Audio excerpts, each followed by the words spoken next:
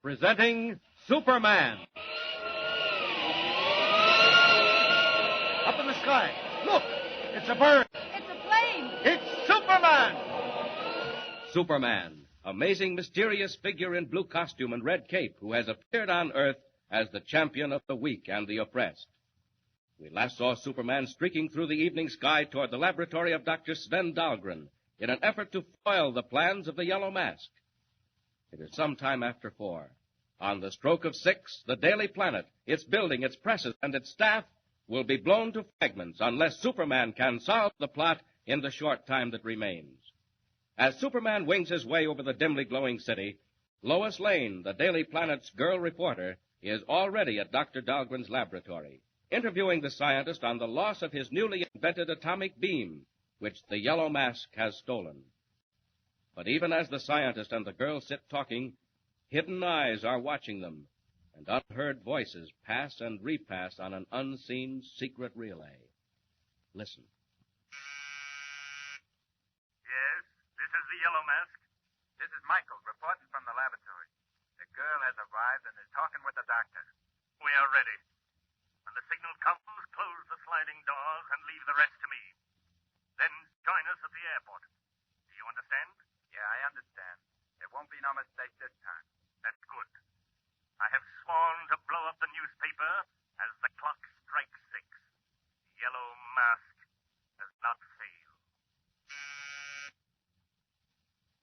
And to my great relief, Miss Lane, after calling your newspaper, I discovered that this demented individual who had stolen my atomic beam machine had stolen nothing but a box of wires and rheostats, utterly useless to him. What do you mean? Well, the machine cannot operate unless it is loaded with atomic cylinders, small steel capsules containing the energy necessary to work the beam. I recalled that I had placed only 2 of the cylinders in the machine to demonstrate it, and both were fired. But you have other cylinders, haven't you? Oh, yes, but they're well protected. Look in there. What do you see?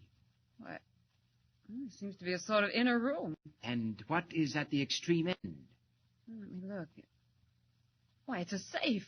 A huge safe built into the wall. And in that safe are a dozen atomic cylinders and a duplicate of the stolen machine. You had 2 machines? Oh, yes, a new one and an old one. That madman stole the new one. But never mind. Keep looking, Miss Lane. What do you see now? Why, there are 2 doors rolling right out of the wall. Exactly. Massive steel doors, Miss Lane, which cut off every part of the laboratory. The pair that you're looking at cut off the strong room. Now they roll back again. What made them open? Ah, I did something. You didn't see what, eh? Good, that's part of the secret. Oh, Dr. Dahlgren, this will certainly make a story. Now, tell me about the machine, the atomic beam. Why do you think it was stolen? Miss Lane, if I were a man gone mad with lust for power, determined to dominate the entire world, I could ask for no greater weapon than the Dahlgren atomic beam. Good heavens, do you really mean that? I do. That is why my secret will never be published unless I am assured the atomic beam can be used to benefit humanity and not destroy it. Can you tell me how the machine works, Dr. Dahlgren? Why, yes. The Dahlgren atomic beam, Miss Lane, is based on the almost limitless power of atomic energy. In the first place... Ought to be getting there now. Deserted part of town, all right. Oh, I think I see a car. That's it. Lois's car, parked at the curb. I'll drop down on the roof, slip downstairs, and enter Dahlgren's house as Clark Kent, reporter. Down! Down! Now then, down below. Wait a minute. What's that? Coming through the wall. Nobody else could hear it, but I can. It's a voice. A voice traveling on a radio relay. Yes, this is the Yellow Mask. What now? This is Michael, reporting from the laboratory. No change. We are almost ready. Remember, when I give the signal, close the doors. No more now. The Yellow Mask. Somewhere near here. And Michael. Who's Michael? And if I have any luck, I may find out from Dahlgren.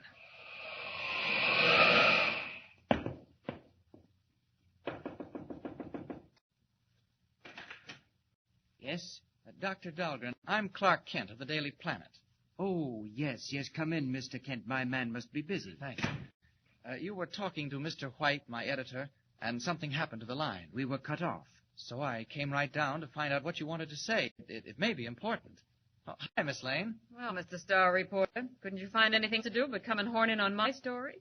Well, I see you're old friends. I'm sorry, Miss Lane. This came up just after you left. Dr. Dahlgren, the Daily Planet has received a very dangerous threat from an unknown source. A threat, Mr. Kent? What kind of a threat? An escaped lunatic, Doctor. Someone who threatens to blow up the entire works at 6 o'clock tonight. Doctor, the man who broke in here and made off with your invention, you told my editor he said something about destroying a newspaper. You remember what it was?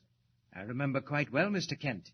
He had picked up the machine, my new model of the atomic beam, and as he held me under his gun, he said, "First, I shall destroy the building which houses one of your great newspapers." Dr. Dahlgren, did he mean the planet? Well, my dear Miss Lane, I haven't any idea which... Tell me, Doctor, could he make good that threat against the newspaper? Mr. Kent, he could make good that threat against the world. And we have 1 hour or less to run him down. Well, I wouldn't worry, Mr. Kent. Not worry. Fortunately, as I have already explained to Miss Lane, and as I tried to tell your editor before we were cut off, the model which was stolen will not work. What? Dr. Dahlgren, what do you mean? Just this.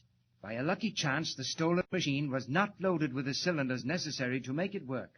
Well, then you mean the newspaper's safe. It won't be blown up. Not by the Dahlgren atomic beam. Wait, I will point out what I mean. Just a second, Dr. Dahlgren. I'd like to ask you a question. Certainly, Mr. Kent.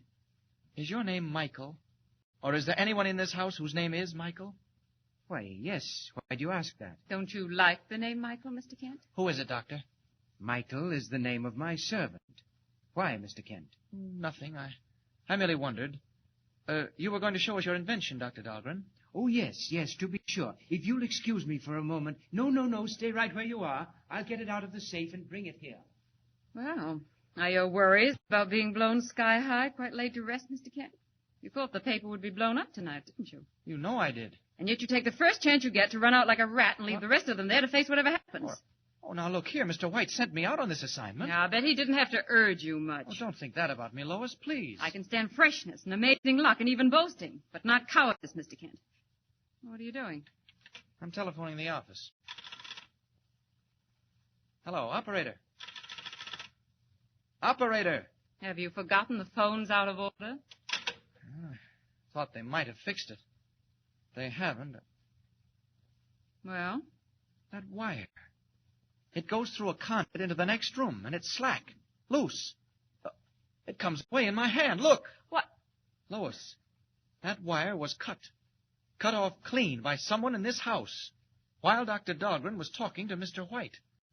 By someone who didn't want Dahlgren to reveal any information. Well, don't stand there like that. What do you think it means? It means the thief knows that model won't work. He's found it out. Oh, where is Dr. Dahlgren? What's taking him so long? Oh, Kent, the doors! The doors! What doors? What are they doing? The doors, they lead into the rooms, and Dr. Dahlgren's inside. Oh, what of it? Maybe he did it himself. Dr. Dahlgren, are you all right? Dr. Dahlgren! What are you doing? Let go of me! Get away from that safe, Michael! Michael! Oh, Kent, someone's in there with him. Something's wrong. Oh, Kent, do something. Don't just stand there. Well, I can't. There's nothing I can do. Look out! Look out!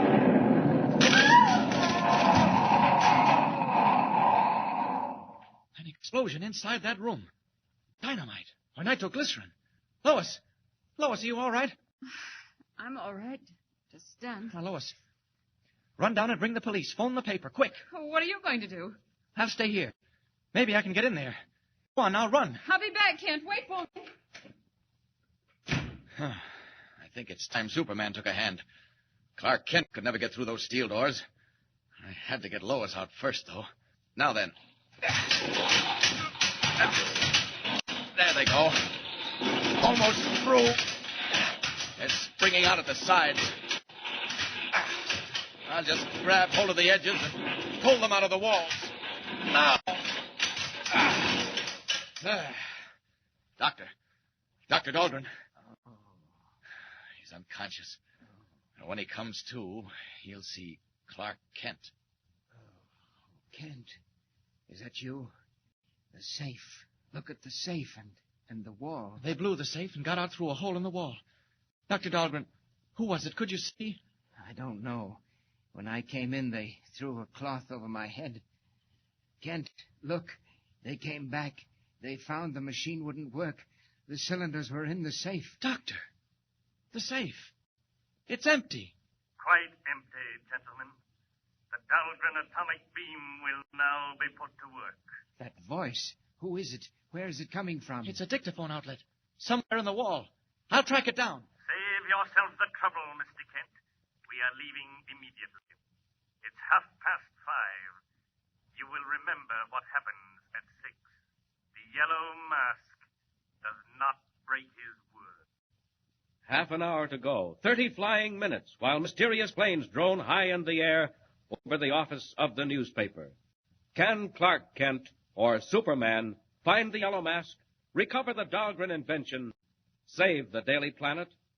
And meanwhile, what of Lois Lane? Tune in the next installment and follow the story. Remember, be with us again for the next thrilling transcribed installment of Superman. Up in the sky, look! It's a bird! It's a plane! It's Superman! Superman is a copyrighted feature appearing in Action Comics magazine.